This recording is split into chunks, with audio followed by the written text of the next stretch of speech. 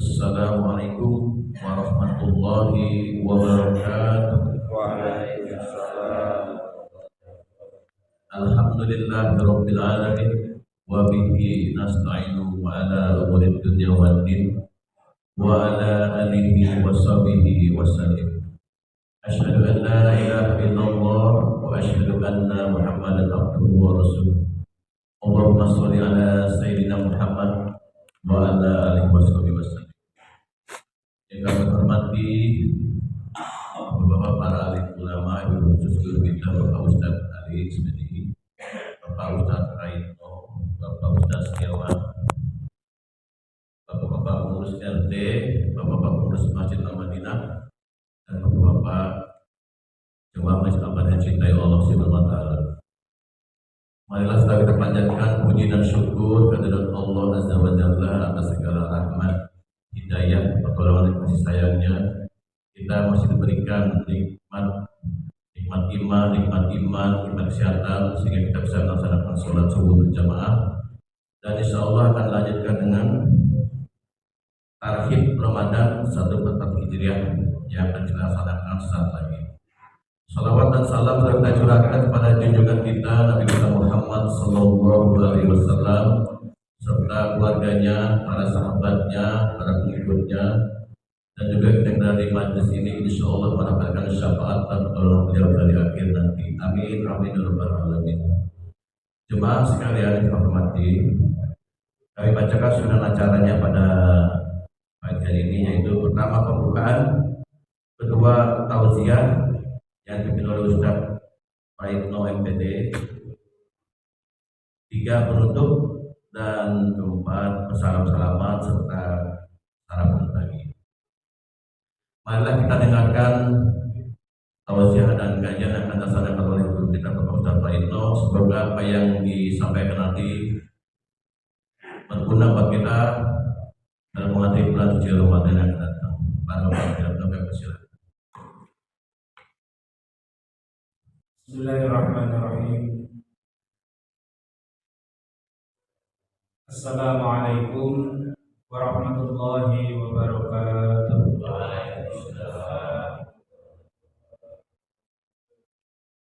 Innal hamdalillah nahmaduhu wa nasta'inuhu wa nastaghfiruh wa na'udzu billahi min shururi anfusina wa min sayyiati a'malina.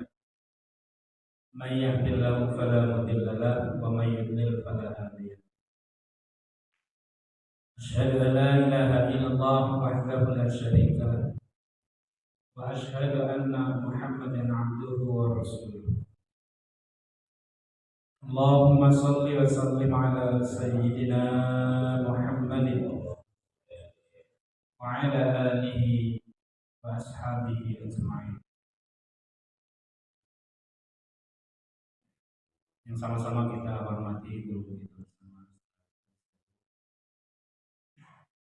Ketua DKM Al-Madinah serta segenap pengurus dan seluruh jamaah muslimin rahimahullah, mudah-mudahan senantiasa mendapatkan rahmat dari Allah Subhanahu wa taala. Puji syukur tentu kita panjatkan kehadirat Allah yang banyak melimpahkan nikmat dan karunia-Nya, sehingga pada pagi hari ini kita sama-sama dapat hadir di majelis ilmu dan juga melaksanakan kewajiban untuk sholat subuh berjamaah. Adalah sebuah karunia yang tak ternilai harganya. Salawat dan salam juga tidak lupa kita sampaikan ke Habibana kita, Habibana wa Nabiyyana Muhammad sallallahu alaihi wasallam, untuk keluarganya, para sahabatnya. Mudah-mudahan kelak kita mendapatkan syafaatul husna dari baginda Nabi Muhammad sallallahu alaihi wasallam. Amin ya rabbal alamin. Hadirin jamaah sekalian, beberapa hari lagi kita akan memasuki bulan Ramadan. Maka hadirnya Ramadan dalam kehidupan manusia, ada 3 tipe sikap manusia terhadap hadirnya Ramadan. Yang pertama, kehadiran Ramadan bagi manusia ada yang menjadi beban bagi dirinya. Bahkan seolah-olah kehadiran Ramadan membelenggu kehidupannya. Tidak leluasa dia melakukan perbuatan-perbuatan yang dapat memuaskan hawa nafsunya. Maka orang yang seperti ini, Ramadan datang melaknat terhadap kehidupannya. Ada orang yang dengan hatinya Ramadan itu tidak senang. Biasanya madang siang hari, madang. Akhirnya karena pengen madang, ngumpet madang. Biasa kalau siang hari di bulan Ramadan, orang main puasa dia madang. Yang kelihatan itu kakinya doang. Nah, warungnya ditutup sama horden. Jadi kehadiran Ramadan membuat dia tidak leluasa perbuatan-perbuatan maksiatnya, sehingga sekali lagi senang tuh kalau datang bulan Ramadan. Ruang geraknya terbatasi. Itu tipe yang pertama. Yang kedua, ada datangnya Ramadan itu biasa-biasa saja, dianggap sebagai sebuah rutinitas. Nah, kalau bulan Rajab selesai, ya masuk bulan Sya'ban. Selesai bulan Sya'ban, ya masuk Ramadan. Jadi hadirnya Ramadan biasa saja.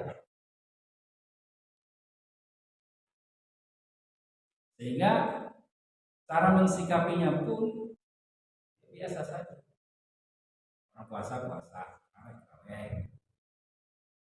tapi tidak ada kesungguhan untuk memaksimalkan ibadah di bulan Ramadan. Bahkan cenderung ibadah bersifat formalitas, menggugurkan kewajiban saja. Maka orang yang seperti ini rugi. Makanya terhadap tipe kelompok ini Rasulullah nyindir dalam sebuah hadis. Kam min sha'imin laisa lahu min siyamihi ila al-ju'i wal 'atash.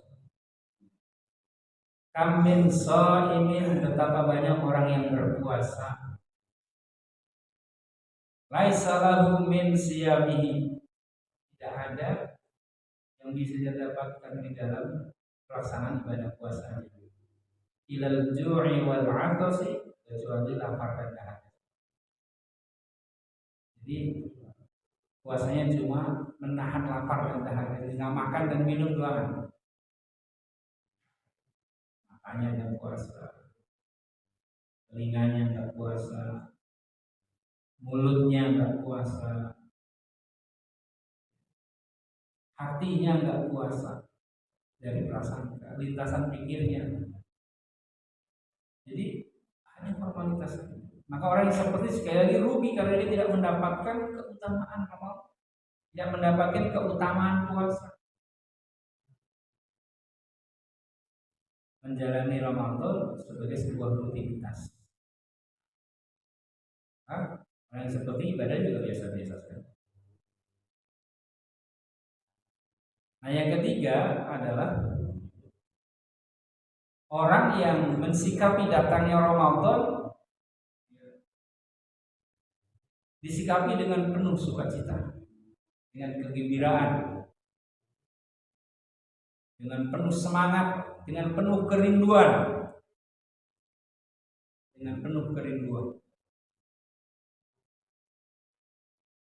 sehingga orang yang seperti ini memiliki motivasi yang kuat, semangat yang tinggi untuk memaksimalkan ibadahnya di bulan suci Ramadan. Orang yang seperti ini dia akan mendapatkan keberkahan Ramadan. akan mendapatkan keistimewaan bulan Ramadan. Bagaimana dalam sebuah hadis yang menurut sebagian bahwa hadis ini lemah, bagi saya hasil lemahnya hadis itu hadis dari Rasulullah. Hanya saja perawinya cacat gitu. Dan sangat ketat memang dalam ulumul hadis, dalam ilmu hadis yang kaitan dengan rijalul hadis, riwayat hadis itu sangat ketat. Orang punya peliharaan lupa ngasih makan, nah, itu derajat hadisnya langsung turun. Nah, ini dalam hadis itu dijelaskan, man fariha, barang siapa yang gembira, barang siapa yang sukacita, senang bidukhuli Ramadan, dengan masuknya bulan Ramadan, haramallahu, maka Allah mengharamkan jasadnya ala niram, atas api neraka. Orang yang memiliki motivasi yang kuat atas dasar kecintaan, atas dasar kerinduan, atas dasar kegembiraan, maka sesuatu yang berat jadi ringan. Puasa kan berat, harus menahan lapar, menahan dahaga, menahan dari hal-hal yang bukan saja membatalkan puasa, tapi yang menggugurkan pahala puasa. Dia pertahankan, maka berat itu. Tapi karena atas dasar cinta, atas dasar kerinduan, atas dasar kegembiraan menyambut datangnya bulan Ramadan, maka sesuatu berat jadi. Oleh karena itu, orang yang seperti ini semangat ibadahnya pun beda. Semangatnya pun beda. Kenapa? Karena dia melewati Ramadan dengan penuh kerinduan, dengan penuh kecintaan. Nah, sehingga orang seperti ini sekali lagi ibadahnya luar biasa. Maka orang-orang yang mensikapi kehadiran Ramadan dengan penuh sukacita seperti ini, mudah-mudahan meraih derajat takwa. Karena memang tujuan dari dari puasa itu terbentuk pribadi yang bertakwa. Mana ayat yang sering kita dengar, ya ayyuhalladzina amanu kutiba alaikumusiyam kama kutiba alal ladzina min qablikum. Jadi memang tujuan akhir dari puasa adalah agar terbentuk pribadi-pribadi yang. Nah, agar terbentuk pribadi yang bertakwa ini, maka tentu kita harus sikapi Ramadan dengan penuh semangat. Nah, sehingga para ulama menjelaskan agar ibadah di bulan Ramadan kita tumbuh semangat yang menggelora, semangat yang luar biasa, maka ada 4 persiapan yang harus dilakukan. 4 persiapan dalam menyambut datangnya bulan suci Ramadan. Ini yang disebut dengan tarhib. Tarhib Ramadan. Persiapan yang pertama adalah isti'dadul ilmi, mempersiapkan ilmu. Karena orang yang punya ilmu, maka amal ibadahnya akan beda dengan orang yang tidak punya ilmu. Jika ketua DKM mengumumkan bahwa kaum muslimin dan muslimat, warga jamaah Masjid Al-Madinah, bahwa pada Ahad subuh akan dilaksanakan kegiatan pengajian rutin sekaligus dalam rangka menyambut datangnya bulan Ramadan. Maka ketika ada taklimat seperti itu, ada maklumat seperti itu, warga itu akan mensikapinya. Kalau yang nggak seneng, nggak doyan ngaji, Begitu. Udah seneng tuh karena apalagi pulangnya malam, oh suaranya nih ganggu banget nih. Ya kan? Ada orang yang begitu. Ada orang yang anggapnya biasa saja, itu maklumat seperti biasanya setiap minggu juga ada. Gitu. Kadang-kadang orang seperti itu datang ke masjid. Habis datang, nah, rumah lantas jalan. Kalau rumah lantas jalan, rumah lantas jalan gitu ya. Kenapa? Karena ya menganggap bahwa itu sebuah rutinitas. Tapi bagi orang yang tahu tentang keutamaan menuntut ilmu, walaupun ngantuk-ngantuk juga, ya biarin, ya dengerin, gitu. Sambil ngantuk-ngantuk juga nggak apa-apa. Karena yang Allah nilai itu prosesnya, yang Allah nilai itu adalah niat tulusnya. Langkah kakinya dari rumah ke masjid, niat untuk sholat berjamaah, dan niat untuk mendengarkan ta'lim. Maka kata Rasulullah, man salaka tariqan yaltamisu fihi ilman, halallahu lahu tariqan ila jannah. Siapa yang menempuh satu jalan untuk menuntut ilmu, Allah akan mudahkan baginya jalan menuju surga. Karena tahu ya, pahala yang besar di dalam proses menuntut ilmu, maka walaupun ngantuk, walaupun capek, walaupun lelah, dia berkorban dengan penuh semangat mendengarkan guru-guru. Kenapa? Karena kalau saya analogikan, misalnya nih, kan orang karena nggak tahu aja, kalau tahu pasti akan berebut. Misalnya ketua DKM ngumumin pada warga jamaah Masjid Al-Madinah dan sekitarnya bahwa hari Ahad subuh kita akan mengadakan pengajian, dan bagi yang datang ke Masjid Al-Madinah ulangi dipegelin satu orang satu juta. Nah, ketua DKM ngumumin begitu. Kira-kira Masjid Al-Madinah ini cukup apa orang? Orang cukup, orang muat. Kenapa? Karena orang berebut. Ada hadiah 1 juta per orang. Karena dia tahu pahalanya, tahu apa yang akan didapatkan, sehingga orang berduyun-duyun datang ke Masjid Al-Madinah. Karena mengharap 1 juta tadi. Padahal Rasulullah ngiming-ngiming lebih dari itu. Ya, tadi orang yang menuntut ilmu pahalanya Pak Allah mudahkan jalan menuju surga. 1 juta amal surga kegedean mana? Mau 1 juta apa mau surga? Begitu.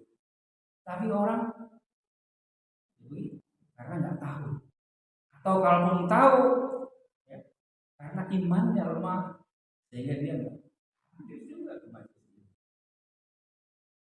Begitu juga Ramadan. Datangnya Ramadan itu tadi ada yang benci, ada yang mengekang Ramadan. Bebas kita, gitu kan?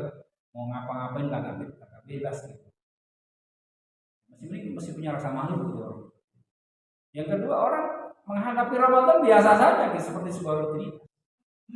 Tapi bagi orang mukmin yang tahu pahala luar biasa dari kemuliaan bulan suci Ramadan, maka dia dengan penuh semangat untuk melakukan amal-amal dan memaksimalkan amal-amal soleh di bulan suci Ramadan. Nah, oleh karena itu mengilmui yang berhubungan dengan puasa dan Ramadan. Supaya apa? Supaya itu menjadi motivasi bagi kita. Kemuliaan Ramadan, keutamaan Ramadan, ini harus kita tahu. Dalam hal keilmuan yang berhubungan dengan Ramadan, salah satunya adalah misalnya dalam sebuah hadis Rasulullah mengatakan, "Qad ja'akum syahrun mubarakun." Sungguh telah datang kepada kalian bulan yang penuh berkah. Ramadan itu kata Rasulullah bulan yang penuh berkah. Kalau orang tahu berkahnya Ramadan, maka kata Rasulullah pasti umatku akan menghendaki seluruh bulan itu Ramadan. Nah, salah satu keberkahan dari Ramadan itu apa? Nanti biasanya datang bulan Ramadan akan berjamuran, tumbuh entrepreneur baru, entrepreneur dadakan. Ya. Bulan Ramadan yang biasanya nggak jualan kolak, jualan kolak, jualan gorengan, lontong, gitu kan? Jualan macam-macam.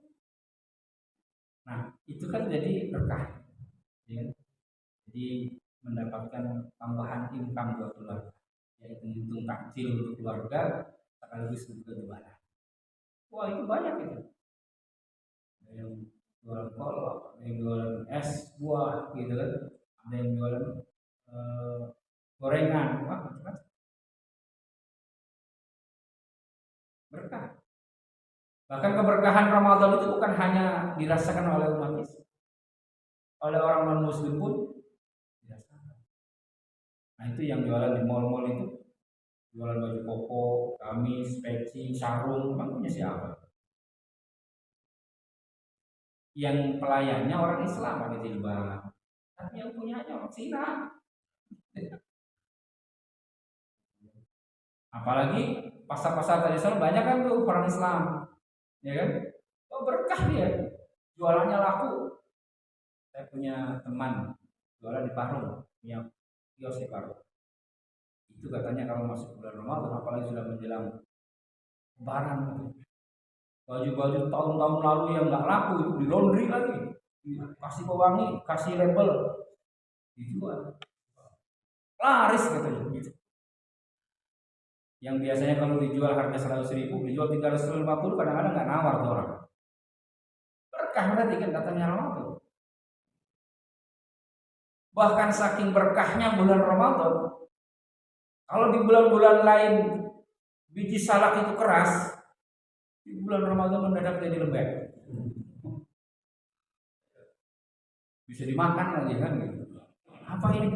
Biji salak. Jadi lembek biji salak. Saking berkahnya Ramadan, luar biasa.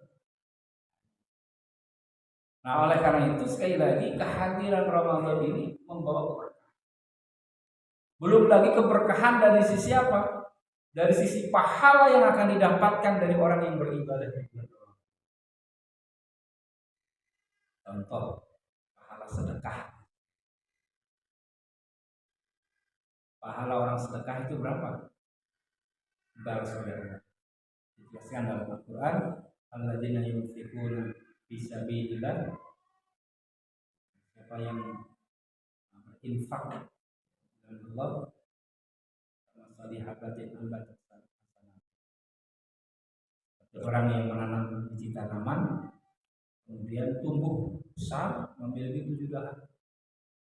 Masing-masing dahannya ada 100 buah. Kalau dikalikan 7 jadi rumusan ibadah dalam Islam itu sebagian besar ada rumusan pahalanya. Orang yang infak sedekah dibalas dengan 700 kali. Orang sholat kalau di rumah sendirian pahalanya 1 derajat. Kalau berjamaah 27 derajat. Ada rumusan-rumusannya gitu. Memang sudah digariskan begitu. Orang yang baca Quran, kata Rasulullah, dibalas dengan satu hurufnya 10 kebaikan.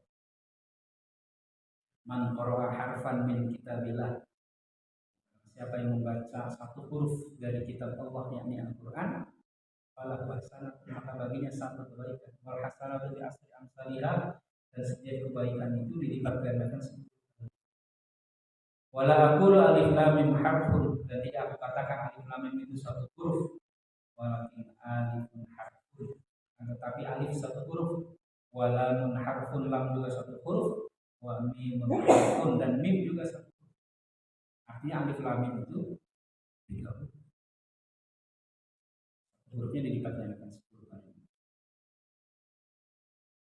Jadi kalau 3 huruf 30. Itu rumusan-rumusannya begitu. Sudah ada formulanya dalam Al-Quran maupun dalam Sunnah Rasulullah SAW. Tapi kalau bulan Ramadan beda. Dalam hadis qudsi Allah berfirman, Asyamu li wa ana ajzi bihi. Puasa itu untukku dan sayalah yang berhak memberikan balasan bagi orang yang melakukan amal-amal soleh di bulan Ramadan. Bahkan dalam hadis itu, saking utamanya bulan Ramadan, sampai tidak terbatas pahala. Bahkan sampai minimal 10 kali lipat. Ada lagi yang dalam hadis yang lain sampai 700 kali lipat. Bahkan lebih dari itu. Karena kalau misalnya setiap kebaikan di bulan Ramadan dilipat gandakan 10 kali lipat saja.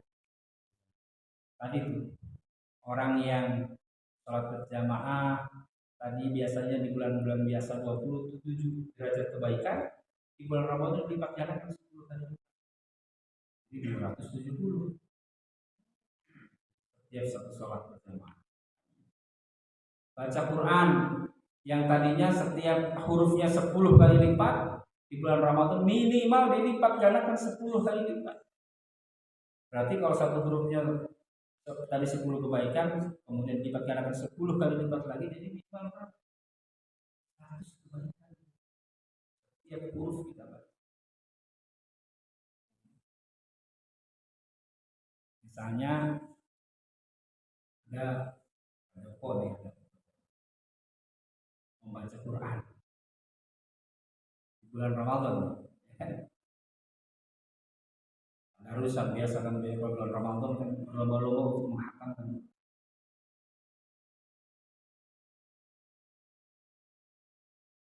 Ketika sudah mulai megang Quran, A'udzubillahi minasyaitonirrajim. Bismillahirrahmanirrahim. Alif Lam Mim. Baru bilang tadi mendadak perutnya mules. Kalau tadi bukanya sambalnya kepedesan. Ya, akhirnya perutnya mules, baru baca Alif Lam. Ya. Baru baca Alif Lam kemudian apa? Shadaqallahul Azim. Karena mules. Daripada buah air kan gitu. Jadi sudah Allah tuh, baru Alif Lam Mim. Ya, kalau satu huruf tadi 100 kebaikan, 3 huruf lumayan. 300 kebaikan. Ya begitu. Nah, bagaimana kalau kita baca Qurannya satu halaman? Berapa huruf yang sudah kita baca? Dikalikan satu hurufnya 100 kebaikan. Bagaimana kalau kita sekali dulu baca satu juz Al-Quran? Sudah berapa huruf yang kita baca? Kalikan satu hurufnya 100. Begitu. Bagaimana kalau kita menghatamkan Al-Quran? Sudah berapa juta huruf yang kita baca? Dikalikan satu hurufnya 100. Maka pahalanya terbatas, unlimited. Gitu. Bukan kuota aja yang unlimited. Pahala juga di bulan Ramadan unlimited. Min haitsu la yahtasib, tidak terhitung. Nah, itu keutamaan Ramadan. Belum lagi Rasulullah menjelaskan dalam hadisnya, Asyam wal Qur'an yasfa'ani lil 'abdi yaumal qiyamah. Puasa dan bacaan Quran yang kita baca akan memberikan syafaat keduanya nanti kepada hamba yang melakukannya pada hari kiamat. Pada hari kiamat kita akan mendapat pertolongan dari ibadah kita. Maksudnya adalah ibadah dan bacaan Quran. Nanti amal soleh kita itu akan menjadi hujah, akan ngomong di hadapan Allah. Ay Rabbi manabdu ta'am wa syahwat bin nahar. Wahai Tuhanku, aku telah mencegah si hamba ini dari makan dan melepaskan syahwat di siang hari. Fasyafiqni fihi, pada hari ini dia minta syafaat. Dan nanti wa yaqulul Qur'an, dan Quran juga nanti akan ngomong di hadapan Allah. Mana'tuhu naum bil lail, sesungguhnya aku telah mencegah si hamba ini dari tidur di malam hari, ya Allah, karena membaca Al-Quran. Fasyafiqni fihi, pada hari ini dia meminta syafaat. Fayusfa'ani, maka benar Allah memberikan, mengabulkan permintaan syafaat dari puasa dan bacaan Quran yang kita baca. Maka Quran yang kita baca, puasa yang kita lakukan di bulan Ramadan akan menjadi penolong kita. Dalam hadis yang lain bahkan orang yang berpuasa di bulan Ramadan, apalagi ditambah dengan puasa sunnah lainnya, maka akan diberikan kesempatan bisa masuk surga melalui pintu khusus, pintu puasa namanya Ar-Rayyan. Bagaimana Rasulullah menjelaskan dalam hadis, innalil jannati bab. Sesungguhnya bagi surga itu ada satu pintu, yaitu Ar-Rayyan. Katakan padanya ada sebuah pintu surga yang namanya Ar-Rayyan. Nanti pada hari kiamat pintu Ar-Rayyan itu akan memanggil-manggil kita. Aina shaimun, kata pintu Ar-Rayyan nanti ngomong nanti. Karena di akhirat itu nanti semua serba bisa ngomong. Gitu. Kalau di dunia kan yang bisa ngomong manusia sama bulan doang.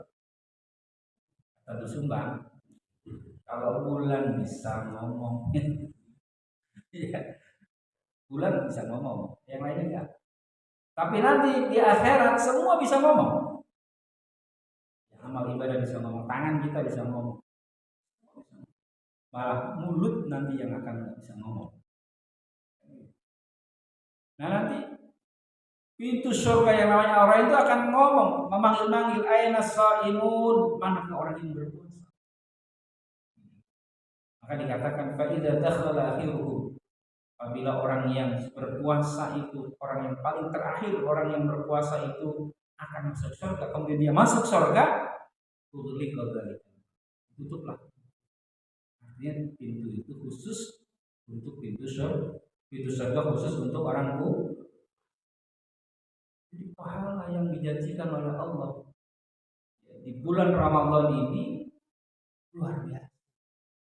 Nah, keilmuan seperti itu harusnya memberi motivasi buat kita untuk memaksimalkan ibadah di bulan Ramadan.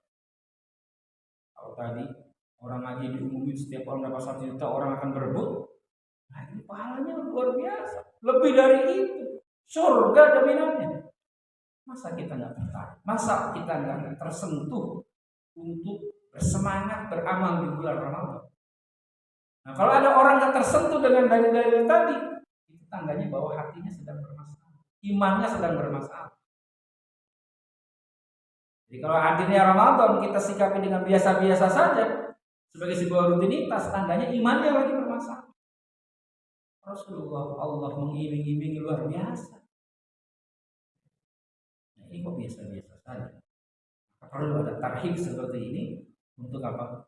Untuk mencas kita, untuk mengingatkan kita kembali bahwa akan hadir satu bulan yang istimewa.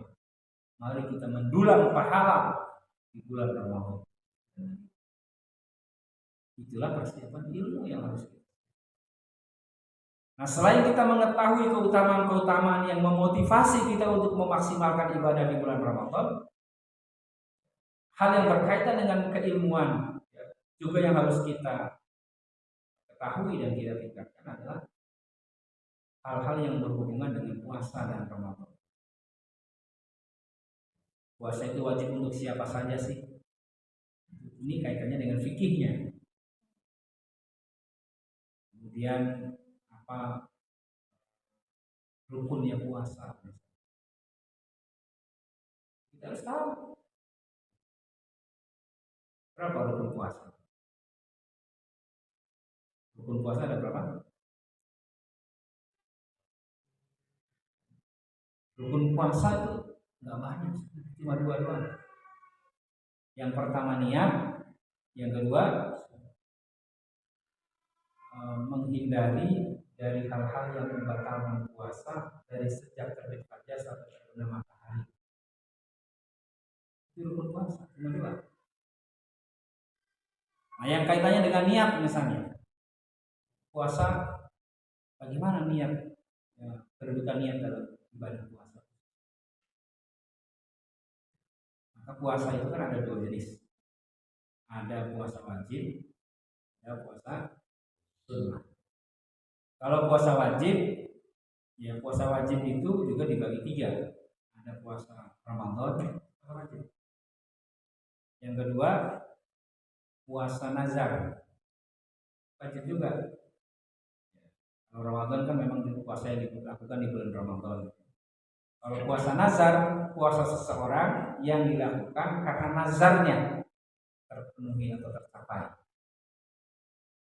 Misalnya, apa punya nazar, ya Allah, saya bernazar kalau anak saya nanti lulus dan bisa masuk dalam perguruan tinggi yang diinginkan, masuk ke UI, maka saya akan puasa 3 hari.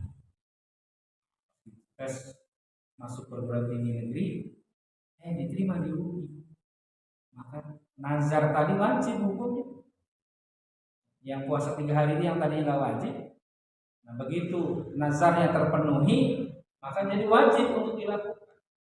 Itu namanya puasa nazar. Kalau nggak dilakukan berdosa. Saya punya anak perempuan, ya Allah, saya nazar usianya sudah 30 tahun belum ketemu jodoh, ya Allah, maka saya bernazar kalau anak saya nanti ketemu jodohnya, saya akan puasa 1 minggu. Maka nanti kalau ketika anaknya ketemu jodohnya sampai akad nikah, wajib puasa. Itu namanya puasa nazar, wajib hukum. Yang ketiga, puasa kafarat. Puasa kafarat, puasa disebabkan karena kesalahan yang dilakukan dalam melanggar syariat dan wajib punya puasa. Contohnya apa?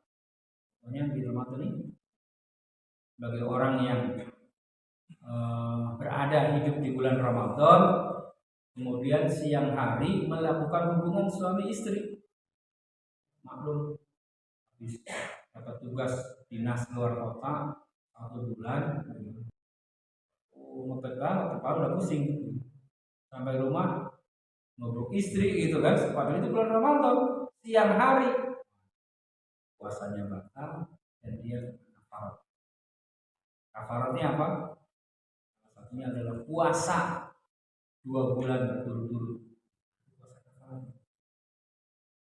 2 bulan berturut-turut dia puasa. Kalau misalnya 1 bulan sudah puasa, bulan kedua sudah 28 hari, masuk 29 batal misalnya, maka ngulang lagi dari awal, karena harus berturut-turut, tak boleh diselang. Itu puasa kafarat. Nah itu puasa wajib itu puasa Ramadan, puasa nazar, yang ketiga puasa kafarat.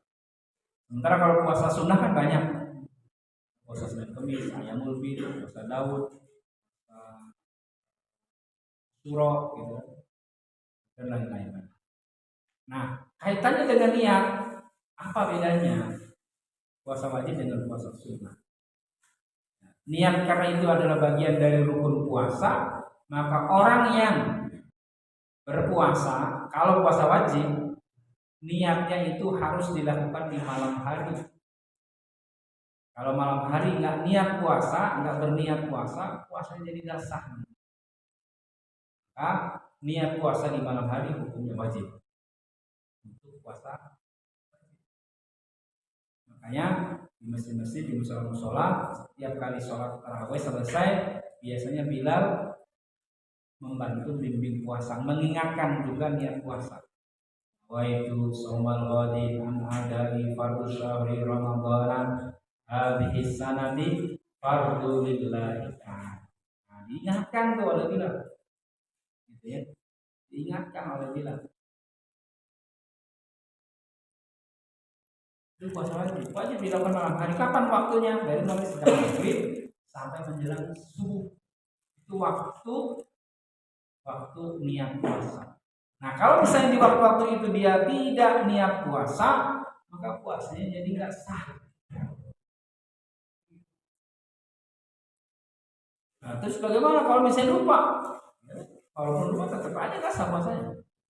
Kan berabe kalau nggak punya ilmu tuh. Makanya kemudian mazhab Imam Syafi'iyah, ya, melakukan ijtihad. Sebagai bentuk ikhtiyat, sebagai bentuk kehati-hatian, jangan sampai kita nanti lupa membaca niat. Maka biasanya di awal Ramadan, di malam pertama bulan puasa, setelah tarawih atau sebelum tarawih boleh dia berniat untuk puasa 1 bulan. Pakai bahasa Indonesia aja. Saya niat puasa di bulan suci Ramadan selama 1 bulan lamanya fardu karena Allah Ta'ala. Berarti dia sudah niat apa tuh? Sudah niat puasa sebulan. Maka nanti sewaktu-waktu pada hari-hari berikutnya dia lupa membaca niat, sudah di-cover dengan niat puasa 1 bulan kan?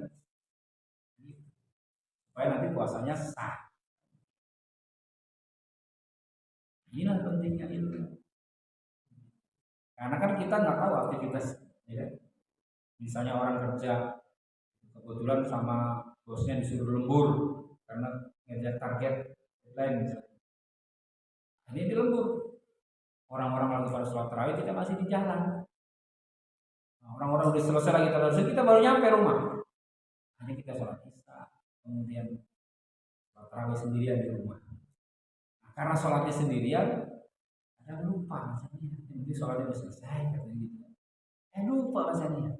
Tuh, kalau nanti di awal malam pertama dia gak baca niat untuk 1 bulan, akhirnya gak sah apa puasanya.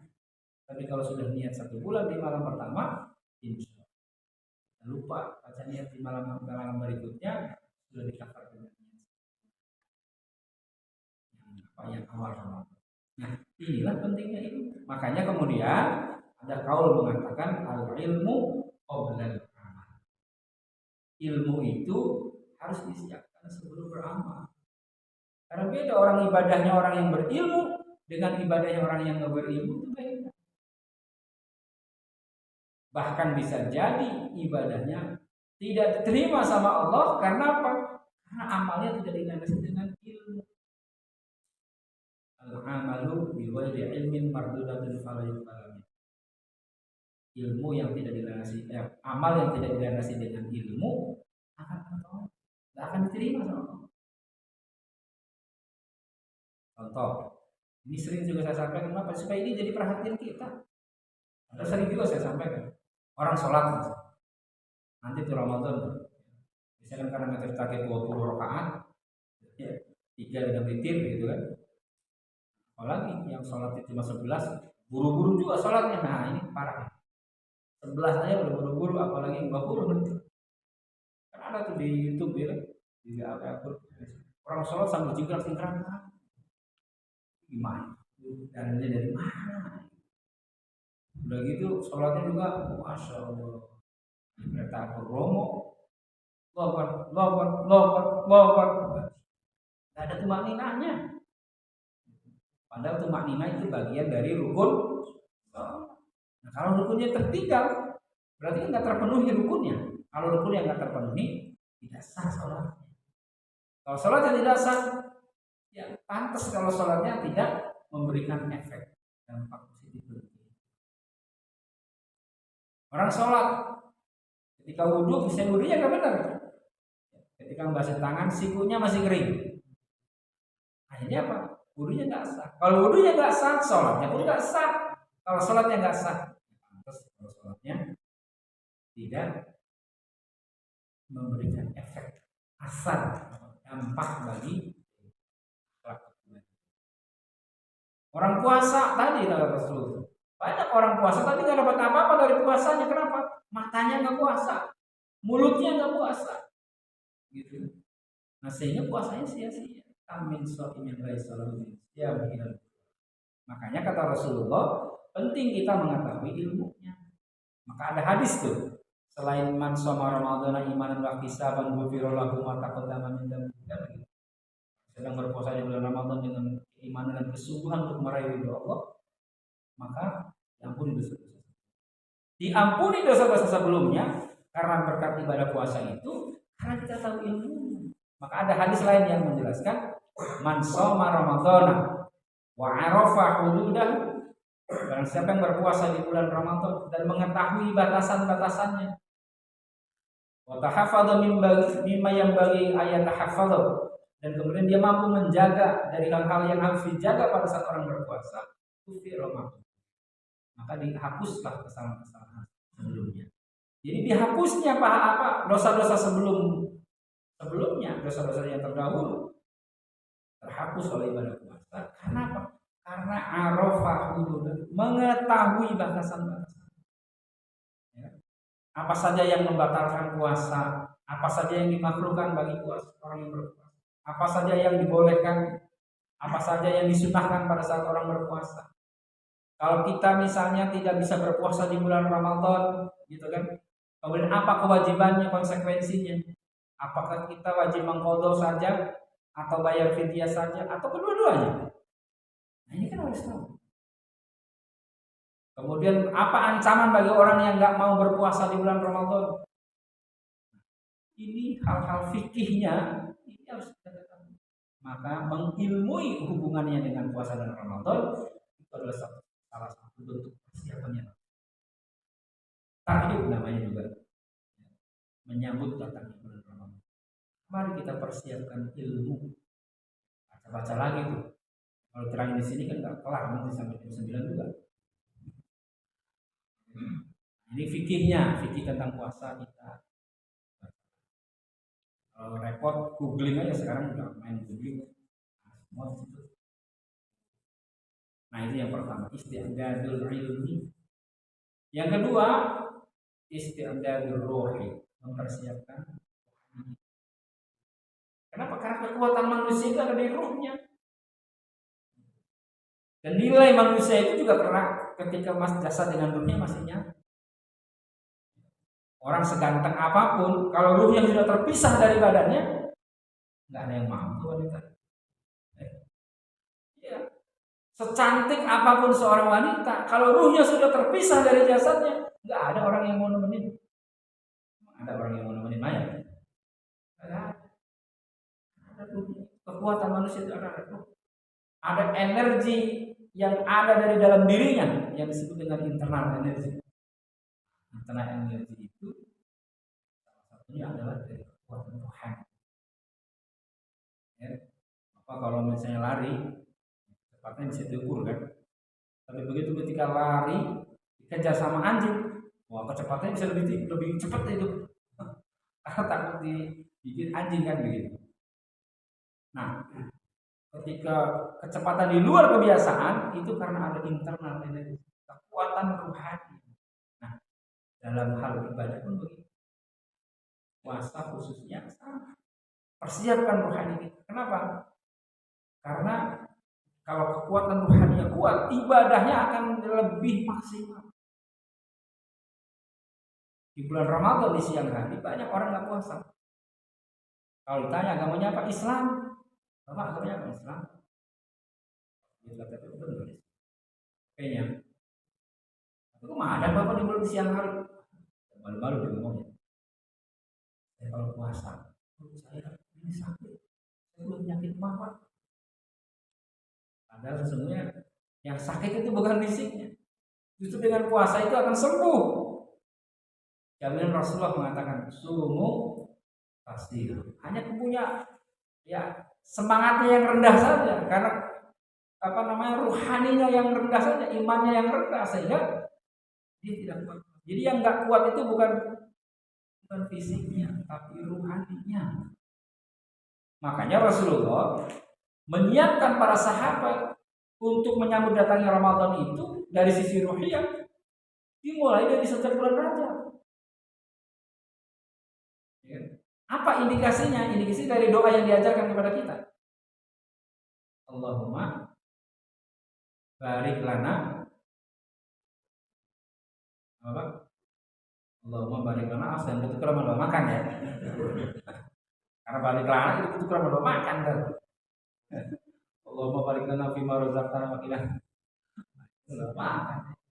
Allahumma barik lana fi Rajab wa Sya'ban wa ya Allah, berikan keberkahan kami di bulan Rajab dan juga di bulan Sya'ban dan sampaikan kami. Artinya apa? Rasulullah nyiapin para sahabat, mengkondisikan keimanan para sahabat menyambut datangnya bulan Ramadan dimulai dari sejak bulan Rajab. Makanya kata Aisyah, Rasulullah itu di bulan Rajab meningkatkan amal ibadahnya. Amal ibadah yang dilakukan oleh kita itu karena untuk menguatkan iman, meninggikan rohani. Makanya di bulan Ramadan puasa sunnah, Quran zikirnya ditingkatkan, qiyamul lailnya ditingkatkan, sedekahnya ditingkatkan. Nah, dalam rangka apa? Melatih untuk amaliyah nanti di bulan Ramadan. Di bulan Sya'ban kata Aisyah Ummul Mukminin radhiyallahu anha, Rasulullah itu kalau bulan Sya'ban lebih banyak puasanya daripada. Ini apa? Secara mental, secara spiritual, secara rohani, Rasul sudah menyiapkan sudah. Maka ketika nanti masuk bulan Ramadan, ya sudah enteng saja itu melakukan ibadah. Puasa enteng, enteng, waktu ya mulai tarawihnya enteng. Beda sama kita. Kalau kita mah kalau hari pertama puasa libur semuanya. Pak, mau nggak masuk kantor? Puasa disalahin. Mah, kok ini baju berantakan kotor nggak bisa dicuci gitu. Hari ini kan hari pertama puasa Pak. Jadi hari pertama puasa libur nyuci, libur masak, ya masak jelas ya. Libur nyuci, libur ngepel, libur nyetrika. Nah itulah kualitas iman kaum muslimin zaman now.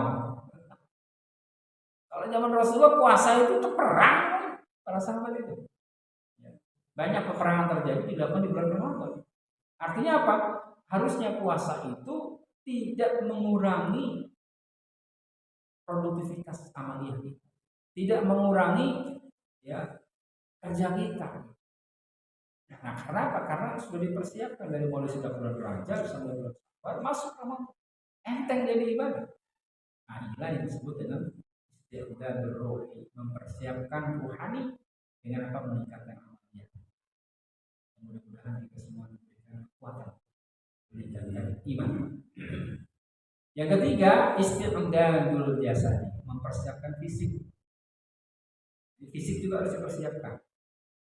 Tindakan preventif lebih baik daripada tindakan pengobatan atau pencegahan lebih baik dari pengobatan.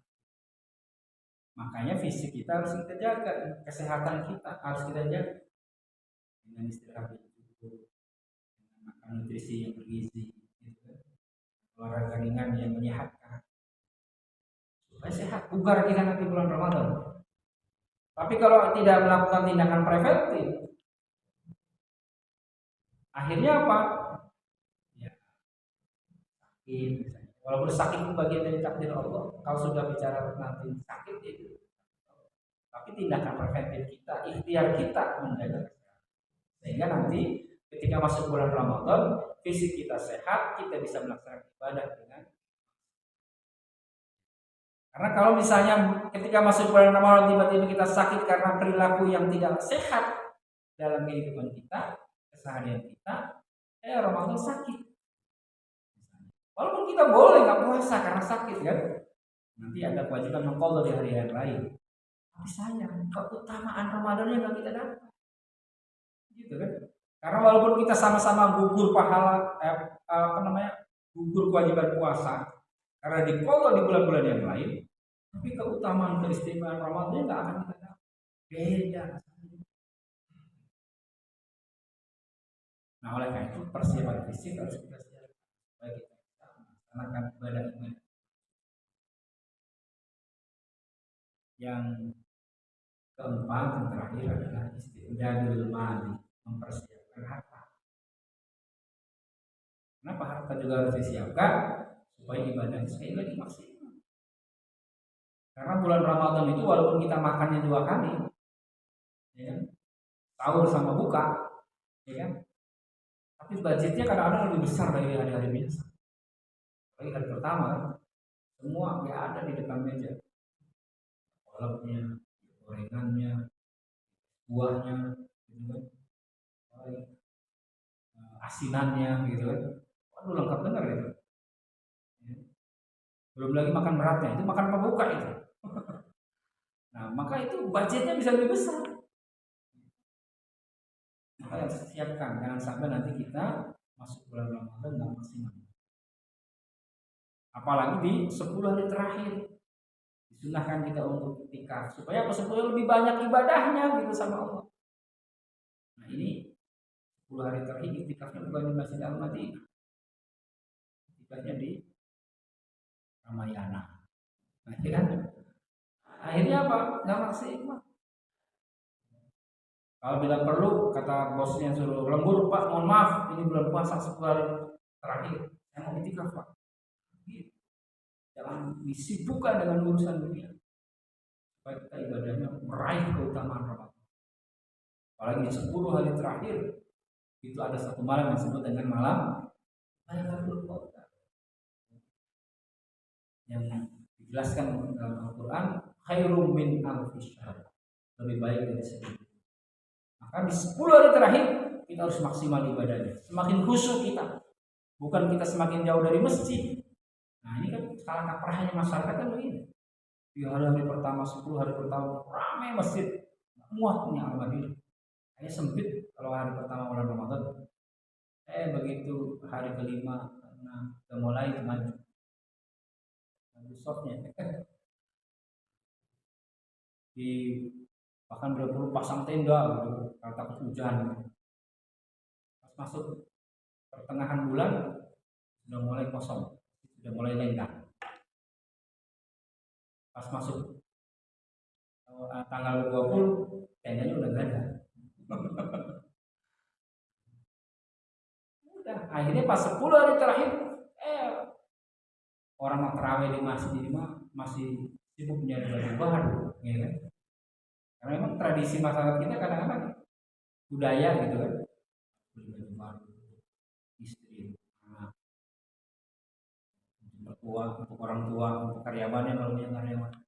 Nah itu kalau misalnya nggak disiapkan dari sekarang, itu repot, akan mengganggu ibadah kita. Tapi kalau kita persiapkan sekarang, insya Allah nanti di 10 hari terakhir itu akan maksimal.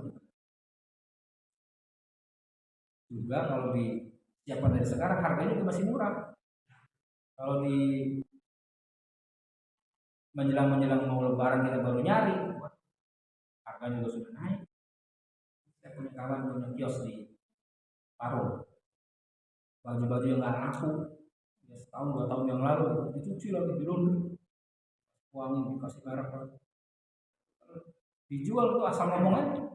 Kadang-kadang orang nggak nawar gitu, nawar misalnya biasa harganya 100.000 misalnya, dijual 350, 300 ya udah, untuk 200.000 naik. Jadi harganya udah naik. Oleh karena itu kita persiapkan dari sekarang maliyah kita nih, yang berhubungan dengan duniawi kita persiapkan dari sekarang, supaya nanti bulan Ramadan di 10 hari terakhir kita khusyuk ibadah, meraih keutamaan malam Lailatul. Kalau kita bisa meraih malam Lailatul Qadar luar biasa. Katakan kalau misalnya seseorang selama hidupnya dia bisa meraih 3 kali saja meraih malam Lailatul Qadar, wah luar biasa. Bayangkan, khairum min alfi syahr, lebih baik dari 1000 bulan.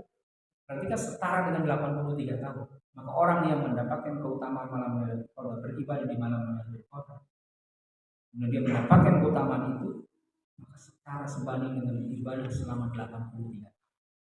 Kalau kita dapatkan 3 kali saja selama hidup kita, 3 kali 83, 249 tahun. Umurnya 80 belum tentu, gitu kan? Kita sudah mendapatkan investasi amal kita 249.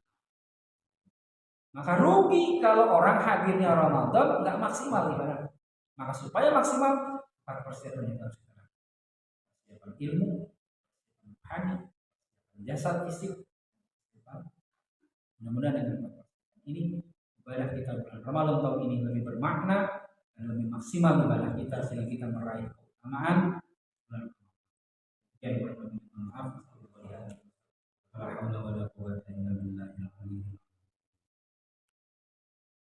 أعوذ بالله من الشيطان الرجيم. بسم الله الرحمن الرحيم.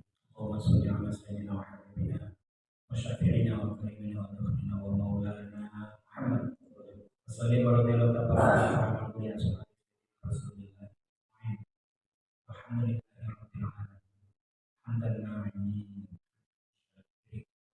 حمدا يوفي نعمه ويكفي مزيدا يا ربنا لك الحمد كما ينبغي لجلالك اللهم صل وسلم على سيدنا محمد وعلى آله. اللهم نور قلوبنا بنور هدايتك وارق الأرض بنور شمسك أبدا. اللهم إنا نسألك من الخير كله ما علمنا منه وما لم نعلم، ونعوذ بك من الشر كله ما علمنا منه وما لم نعلم. اللهم إنا نعوذ بك من قلب لا يعصي، ومن دعاء لا يسمع، ومن علم لا ينفع، ومن نفس لا تشبع، ونعوذ بك من هؤلاء. ربنا اجعلنا من أزواجنا وذرياتنا. اللهم إنا نسألك الهدى والتقوى والعفاف والغنى. اللهم ربنا سهل أمورنا وبلغنا إليك يا الله يا رحمن. اللهم بارك لنا في شعبان وبلغنا رمضان. اللهم بارك لنا في شعبان وبلغنا رمضان. اللهم بارك لنا في شعبان وبلغنا رمضان. اللهم إنا نسألك حسن الخير ونعوذ بك من سوء الخير. ربنا آتنا في الدنيا حسنة وفي الآخرة حسنة وقنا عذاب النار. وصلى الله على سيدنا محمد وعلى آله وسلم. سبحان ربك رب العزة عما يصفون، وسلام على المرسلين والحمد لله رب العالمين.